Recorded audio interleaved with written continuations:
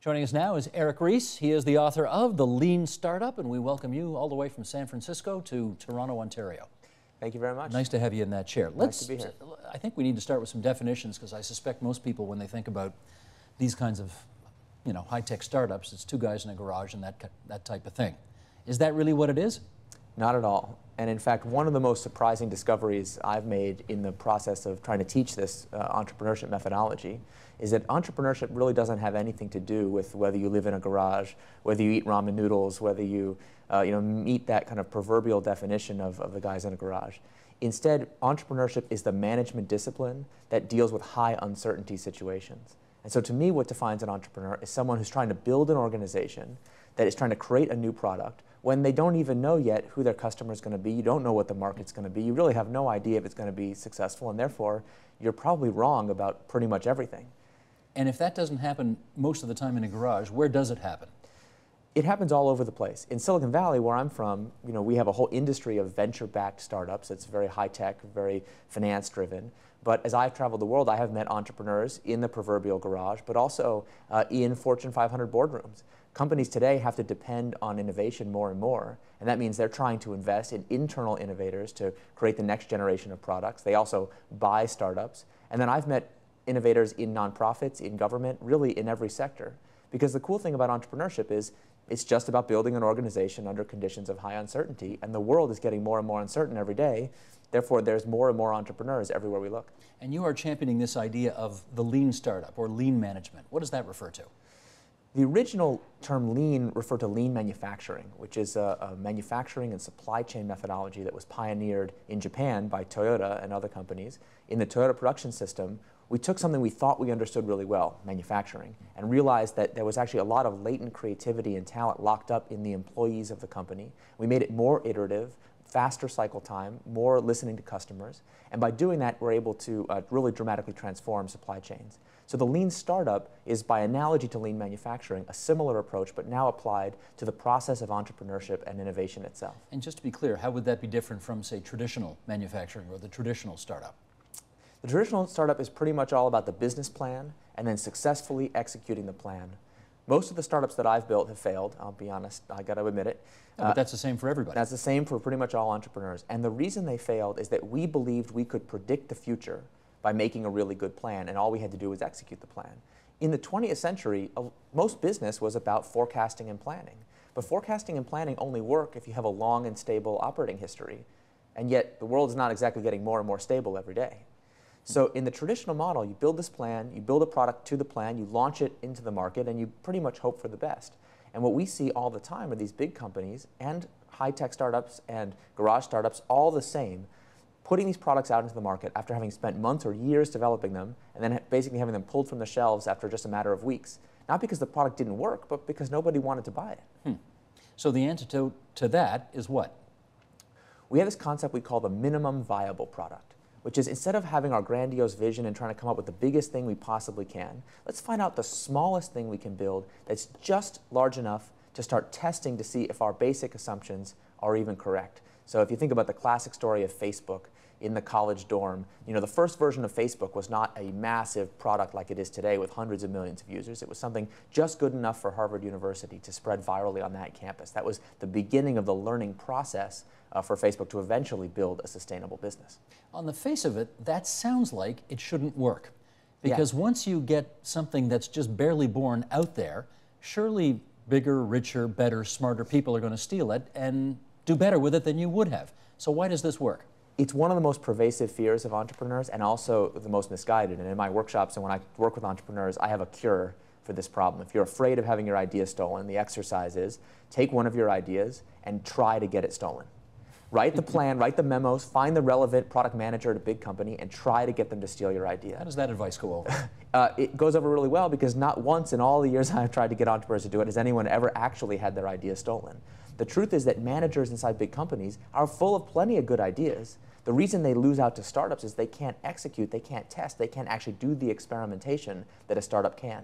So the truth is there's no risk in having your idea be shared because most of the people who have the potential to steal it don't have the operational capability to innovate as fast as you can. What did you do that didn't work?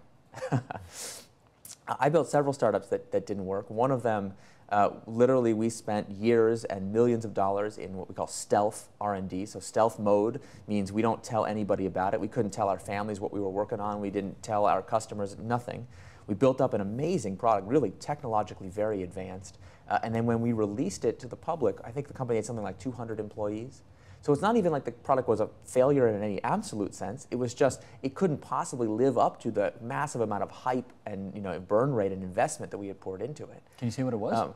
It was a virtual worlds product. I don't like to speak ill of the dead, so we'll let the company let the company lie. And that's been the pattern, with most of the companies that I've seen that are trying to do this traditional model. Is you wind up wasting an incredible amount of time and energy building something that people fundamentally don't want. And when you try to give birth to something like this and it dies, does it take a long time to get over that? It's extremely painful. The most painful part is that, in the movies when there's a plucky protagonist who's overcoming odds, and there's all those cynical people who tell them, every movie, the cynical people tell them that'll never work, you shouldn't do it, it's too risky, go get a regular job. So when you do entrepreneurship, that happens to you too. Those people say that stuff to you. And when your company fails, you realize, unlike in the movies, those people were right. They actually were correct. It turns out that cynicism is generally more accurate than optimism, but that isn't a good reason not to try. And so what we have to learn as entrepreneurs is that we're going to fail. It's going to happen, and we actually in Silicon Valley, we try as best we can to celebrate those failures because it means we're one step closer to learning what's actually going to work. They say in baseball, if you're batting 300, which means you're failing 7 times out of 10, you're doing really well. What's the batting average in your line of work where if you get there, you're doing really well? Boy, if we could get to 3 out of 10, that would be pretty exciting. It's not even that high. It's probably not that high. People disagree on different studies. It depends, of course, how you measure.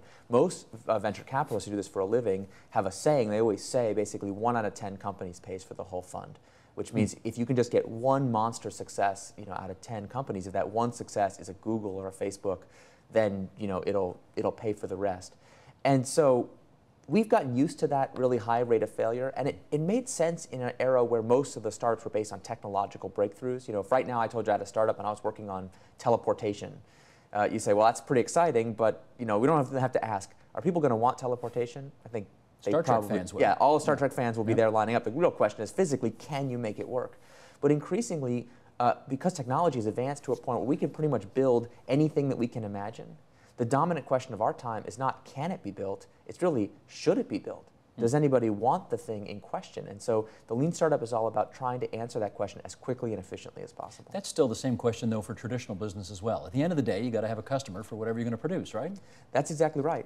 And in a lot of traditional businesses where we're building a sequel, what Clay Christensen calls sustaining innovation, something that is similar to what we've done in the past, it's possible to make pretty good predictions about what customers want. We can do focus groups. We can look at what's worked in the past. We can understand the seasonal patterns, et cetera. So it's not that there's no domain where the old general management works. It's just that it works fine for this thing called sustaining innovation. But our economy increasingly relies on this thing called disruptive innovation, innovation where we don't have those historical antecedents, or even where listening to customers might steer us the wrong way. Okay, let's double back a little bit and then pick up on that model that you suggested a few minutes ago, which is don't worry, don't wait till it's a perfect product. Just, you got a germ of an idea, get it into a certain early stage and get it out there. Then continuously improve it while it's already out there. Doesn't business already do that? I wish. They don't. It's not the case. Most companies, especially big companies, when you over-launch, when you over-hype, you over-promise, the failure is very public and very embarrassing. And so a lot of times companies will simply pull the product out of the market rather than commit to the iteration that's needed. Hello, New Coke. That's right, exactly. You're not old enough to remember New Coke, but I was quite young when that happened. But that's the best example, I guess. And that actually makes sense because in general management, if you're learning something, that means you really screwed up. And so in learning, in management circles, learning is a 4-letter word. A manager who claims to have learned something is about to get fired because it means they didn't put together a very good plan, or they put together a good plan and didn't execute it well. And yet, in entrepreneurship, failure is a fact of life.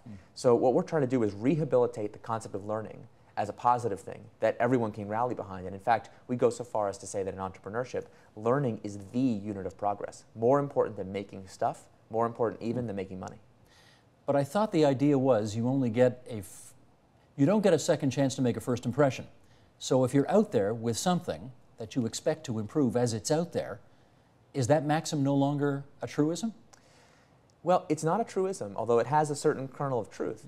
The cool thing about being an entrepreneur is that when you start out, you're completely obscure and you have a pathetically small number of customers. The best part of having a pathetically small number of customers is you can apologize to each of them. If you mess up, you can get to know them really well. And if you anger all 10 of them, you know what? There's a lot more customers where they came from. The mistake is not putting the product out in public. The mistake is pounding our chest and talking to the press about it prematurely. So we try to get entrepreneurs to separate out the product launch, which is when they start iterating and testing with customers, from the marketing launch when they go out and try to get really big. When I tell entrepreneurs that learning is the unit of progress, at first, that sounds pretty good. Who isn't for learning, right? That seems like a generally useful thing. But there's a corollary that is maybe not so positive. The corollary is getting big, being well known, getting famous is not important. We need to be learning, and if those things don't help us learn, then they're actually a waste of time.